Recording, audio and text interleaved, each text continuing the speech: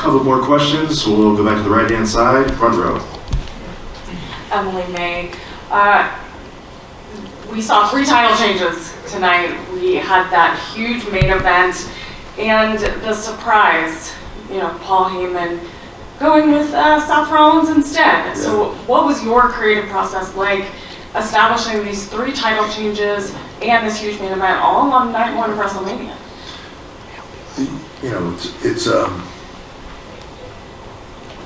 It's impossible to tell anybody the process because there's so many cogs in it, right? So as you begin to put this event together, as the event begins to grow, as it becomes bigger, as it gets closer, every little thing that happens changes some piece of it. So it's like having a giant set of dominoes and you set it all up, and then if one falls, a lot of them go down, and you begin to have to change things and you begin to have to tweak things around. This build also was a lot longer, so it was a different kind of build. I often think of, and this is, I don't want to say simplifying it, but it's just a way of explaining it. Individual matches are like an individual song. And for anybody that downloads make a different thing, but for anybody that grew up in a vinyl or a cassette, I suppose, or even a CD era,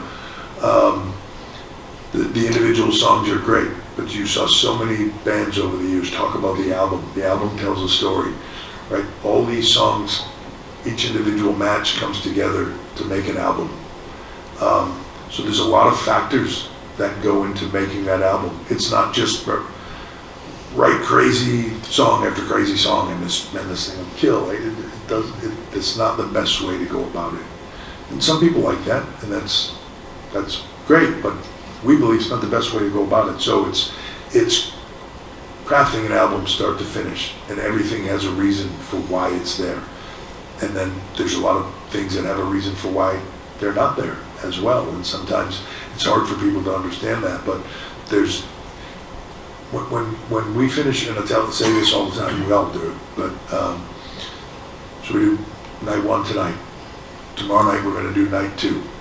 And before I leave Gorilla to come do the press conference with everybody and then leave to go to Tony Hinchcliffe roast, I'm going to sit at Gorilla, and about probably 2 minutes after we go off the air, someone's going to walk over and hand me Monday Night Raw.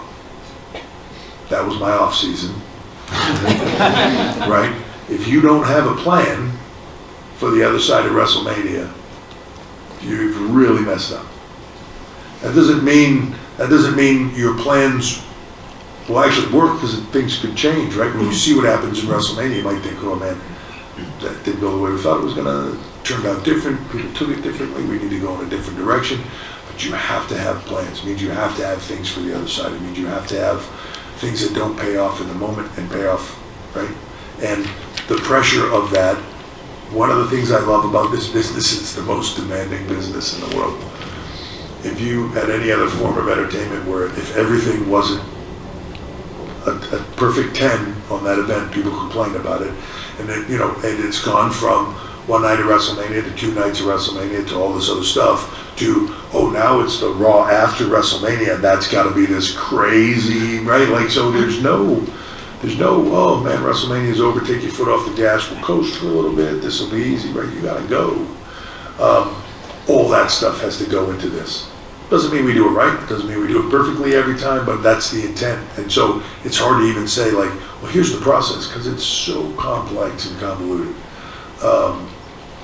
in many ways that if you have never done this, it's almost impossible to understand, I said it last night, Dusty would always say, "Book it ain't easy, kid," right? And what's that? If you will. If you will. And he would say it, and at first I didn't fully understand that, and as time would go on, I would be like, "You ain't kidding," right? It is what it is. He used to also always say to me, he would say, if you can get 70% of what's in your head to come out on that screen, it's a grand slam, right? Because in your mind, you see it perfect. In your head, you see it exactly the way you want it to be.